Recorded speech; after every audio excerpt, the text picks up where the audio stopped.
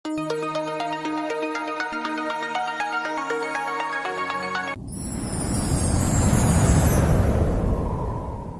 છો અધિકારી મિત્રો? આજે આપણે 7 મે 2026 ના ટોપ 10 એમસીક્યુ વિશે ચર્ચા કરવાના છે, જેઓ કરંટ અફેરના છે અને બેઠા પરીક્ષામાં આવે એ ટાઈપના કાઢેલા છે. તો ખાસ કરીને એક તો તમારું ફાસ્ટેગ રિવિઝન થઈ જાય, કારણ કે સવારનો વિડીયો તમે એકવાર રીડ કરી લીધો હોય પછી આ ફાસ્ટેગ રિવિઝન થઈ જાય અને એમસીક્યુ હોય તો મોસ્ટ ઓફ ત્યાંથી જ પ્રશ્ન નીકળે એવી આશા સાથે આ કાઢેલા છે. તો ખાસ કરીને વિડીયો અંત સુધી જોજો. ચેનલ ઉપર નવા હોય તો સબસ્ક્રાઇબ અવશ્યથી કરી લેજો. તો ચલીએ શરૂઆત કરીએ. વિશ્વ પ્રેસ સ્વાતંત્રતા દિવસ 2026 ક્યારે મનાવ્યો હતો? તો 3 મે ના રોજ મહત્વનો આ એક દિવસ સ્વાતંત્રતા માટે પત્રકારોનો છે.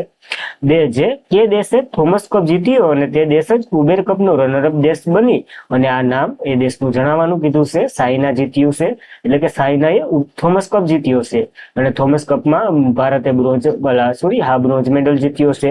ઉબેર કપ તો કે દક્ષિણ કોરિયાએ જીત્યો છે. તો આ બંને મહત્વના કપો છે, યાદ રાખવા આપણને. સિમ્બેક્સ 2 2026 લશ્કરી કવાયત ભારત અને કયા દેશ વચ્ચે થઈ છે? ભારત અને કંબોડિયા વચ્ચે થઈ છે. મહત્વની એક્સરસાઇઝ કહી શકીએ. ત્યારબાદ ટાઈમ હાયર એજ્યુકેશન એટલે કે એશિયન યુનિવર્સિટી રેન્કિંગ 2026માં કઈ યુનિવર્સિટી ભારતમાં ટોચ ઉપર છે? આમ તો આ યુનિવર્સિટી 34મા ક્રમે છે વર્લ્ડમાં, તો ભારતમાં આઈસ બેંગ્લોર ટોચ ઉપર છે. ત્યારબાદ કયા રાજ્યએ ગીગ કામદારો માટે ભારતનું પ્રથમ ડિજિટલ ફરિયાદ નિવારણ સિસ્ટમ શરૂ કરી છે?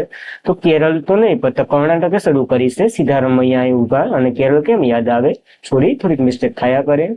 ભારત ફોર્મ્યુલા 1 જે સત્તાવાર કાર્યક્રમ માટે બ્રાન્ડ એમ્બેસેડર તરીકે કોની નિમણૂક કરી છે? આ પ્રોગ્રામ તો કે નવી દિલ્હી ખાતે યોજાવાનો છે અને આના માટે શ્રેષ્ઠ અય્યરને બનાવ્યા છે બ્રાન્ડ એમ્બેસેડર. ખાસ કરીને એપ્લિકેશનની એક રમત છે. કયા દેશે લઘુમતીઓના મેડરિન શીખવવાની ફરજ પાડતો વંશીય એકતા કાયદો મંજૂરી આપી દીધી છે? તો સાયનાએ આવું કર્યું છે. ઇમ્પોર્ટન્ટ છે, કારણ કે લઘુમતીઓના હિતોનું રક્ષણ હવે નથી કરતું સાયના.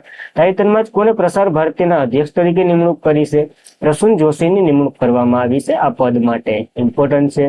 ઉત્તર પૂર્વીય ક્ષેત્રમાં વિકાસ મંત્રાલયે પદ્મા ડોર એક કાપડ પહેલ કયા રાજ્યમાં શરૂ કરી છે?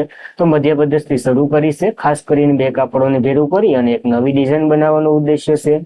કયા રાજ્યના ઈશાન સિંહે પાલ્ક સ્ટેટ પાર કરી અને સૌથી નાની ઉંમરના તરવૈયા બની ગયા છે? ઝારખંડના રાયપુરથી બિલોંગ કરે છે. ઝારખંડથી બિલોંગ કરે છે. તો આપણને યાદ રાખવું. અને આજના માટે એટલું જ રાખીએ, કારણ કે ક્લાસ કમ્પ્લીટ થઈ ગયો. તમને કેટલા આવડ્યા એ ખાસ કરીને કોમેન્ટ જણાવવાનું. અને પસંદ આવ્યો હોય તો લાઈક, શેર અને સબસ્ક્રાઇબ તો તમે કરી શકો છો, કારણ કે એમાં